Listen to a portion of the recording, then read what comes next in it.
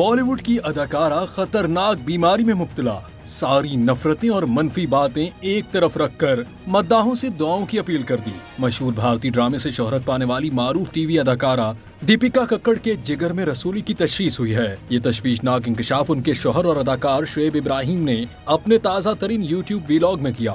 शुएब इब्राहिम ने अपने वीलॉग का आगाज ये कहते हुए किया कि हम हमेशा अपने मद्दाहों के साथ अच्छी और बुरी हर चीज शेयर करते हैं, इसलिए ये खबर आप तक पहुंचनी चाहिए। दीपिका के जिगर में ट्यूमर पाया गया है, जिसे डॉक्टर बिल्कुल भी हल्का नहीं ले रहे हैं। शुएब ने बताया कि ट्यूमर के बारे में सुनने के बाद उनकी पहली परेशानी ये थी कि क्या ये कैंसर हो सकता है। उनका कहना था कि सिटी स्कैन में कैंसर की कोई अलामत नहीं दिखाई दी, ताहम डॉक्टर अभी तक किसी चीज की तस्दीक नहीं कर सके। शुएब इब्राहिम ने अपने मद्दाहों से अपील की कि वो दीपिका की सेहत के लिए दुआ करें, जिस तरह उन्होंने उनके वालिद की सेहतयाबी के वक्त दुआएं की थी।